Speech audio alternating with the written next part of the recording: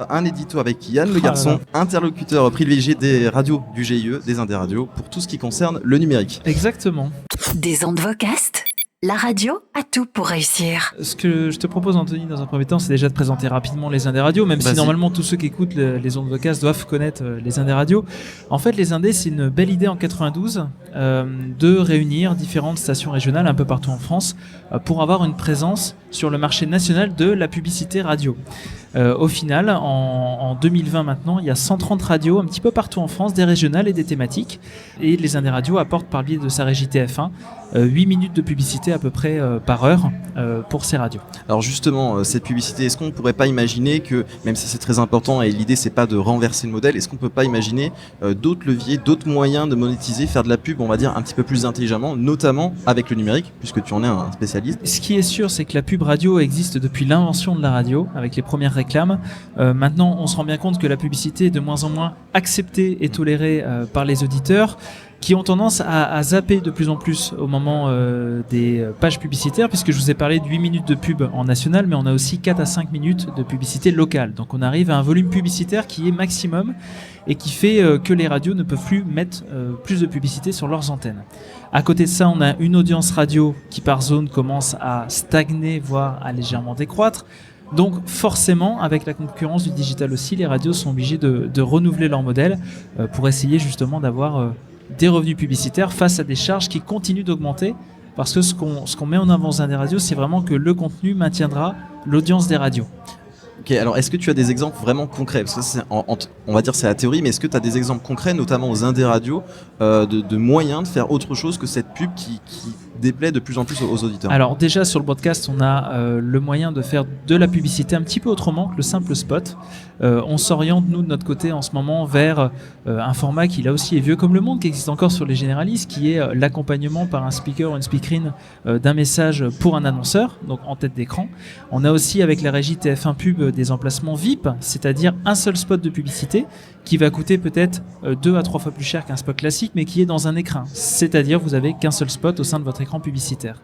Et puis au-delà de ça, bien sûr, pour gagner de l'argent et avoir des revenus avec le contenu radio, on a forcément tout le digital. Et là, c'est ma mission aux Indes radios. On a lancé il y a peu, ça a été annoncé à la fin de l'année dernière, un partenariat avec un ad serveur qui s'appelle Soundcast et avec notre régie TF1 Pub qui nous permet d'avoir désormais du pré-roll avant nos flux digitaux, que ce soit de la radio, nos flux premium ou des web radios. L'autre idée, ça serait, en plus des spots, d'avoir simplement un développement de la publicité sur tous les supports digitaux. La publicité existe sur Internet depuis là aussi la création de l'Internet. Maintenant, on va être très clair, tout ce qui est bannière publicitaire, habillage de page, pop-up, tout ça, c'est terminé, ça ne sert à rien. Et même en local, on conseille à nos radios d'arrêter ces formats pub display classiques. Vous dites arrêtez de mettre de la pub sur les sites. Arrêtez de faire de la bannière que personne ne clique et qui embête tout le monde. Alors, on va rebondir, est-ce qu'on va avoir un scoop? Est-ce qu'on va plus avoir de bannière sur la lettre .pro? Des bannières de publicité? Oui, c'est la Des bannières publicitaires? Ouais. Parce que là on a Yann Le Garçon qui dit les bannières ça suffit, ça ne marche plus. En fait, je pense qu'on n'est pas exactement dans le même cas. Parce que moi, dans mon cas, on est sur un marché national avec une thématique éventuellement ou une région en particulier, alors que nous on est qualifié professionnel. Exactement. C'est-à-dire que nous les bannières que tu vas retrouver, c'est pas pour Lustucru ou pour. Moi je serais pas contre. Je prends un exemple. Je vous lis à midi donc. C'est une publicité ciblée, elle est qualifiée. C'est ça la différence. Exactement. Donc c'est quand même le nerf de la guerre. Donc, et je crois que la lettre pro c'est pas du programmatique en fait, c'est vraiment des. Non, c'est pas de programmatique. Alors que nous, principalement, la publicité nationale sur les sites internet et applis viennent de plateformes programmatiques qui rémunèrent 40 ou 50 centimes le coup par mille, ce qui est vraiment très très peu. Donc l'idée c'est plutôt de retirer ces espaces qui sont maintenant en quelque sorte pour nous des espaces un peu morts et peut-être de remplacer l'insertion pub par du contenu rédactionnel en partenariat avec un annonceur, par des rubriques dédiées. Vous êtes une radio locale, vous faites un salon de l'habitat, vous avez une rubrique habitat sur votre site internet. Et puis l'idée, c'est vraiment de développer l'événementiel. Par exemple, on peut très facilement avoir des sponsors sur un concert, sur un événement. Et ça, au sein des Indes radios, c'est vraiment une particularité qu'on a. La plupart de nos radios organisent 2 à 3 concerts par an avec des artistes joués à l'antenne. Et l'idée, c'est de prendre les sponsors qui avant sponsorisaient seulement le concert et de les amener dans un dispositif multicanal avec du digital à donner un petit peu plus à la radio pour gagner un petit peu plus de revenus. Un autre exemple sur l'événementiel, c'est peut-être ce qu'a fait Contact FM à Orchy avec la Contact FM Arena. En gros, c'est je fais du naming sur un stade, sur une salle de la région, et à partir de ça, je peux vraiment vendre à des annonceurs véritablement un dispositif qui leur conviendra. Et en fait, le fait de faire de l'événementiel, ça permet aussi de décharger les écrans pubs, parce qu'on va pas se le cacher, un annonceur qui a 10 000 euros de budget, on va pouvoir le faire monter peut-être à 11 000, 12 000, mais on n'arrivera pas à doubler les investissements non plus. Donc l'idée, c'est plus de mieux répartir, d'avoir moins de pubs à l'antenne et de conserver l'audience en ayant un petit peu moins de pubs sur l'antenne. Alors là, on parle pour les radios, mais finalement, là, on est au Pod Village. Finalement, on parle ça pour les radios, mais ça peut aussi s'appliquer pour des podcasts. En plus, on est en pleine hype du podcast. L'audio est totalement à la mode. Peut-être que c'est l'occasion pour les radios des indés radios de montrer qu'elles ont une expertise.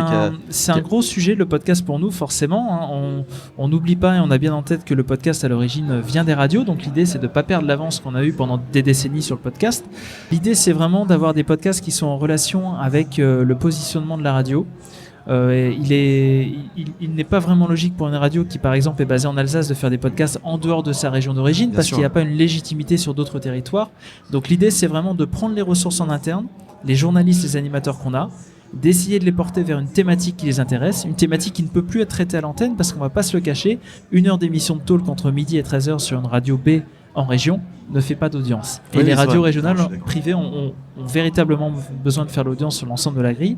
Donc l'idée, voilà, c'est de prendre quelques thèmes, de les porter en podcast et de se servir de la légitimité d'une marque et d'une équipe sur une région donnée ou une thématique donnée pour justement intéresser de nouveaux auditeurs, parce que pour nous, le podcast, en tout cas aux indés, va être surtout un moyen déjà de renouveler notre modèle, d'avoir de la publicité sur ces supports-là, parce que nos annonceurs nous le demandent, mais au-delà de ça, de recruter une audience qui n'écoute pas forcément nos radios et d'essayer de les ramener à la maison sur nos antennes radio. Eh bien, très intéressant, Yann. Des ondes Vocast.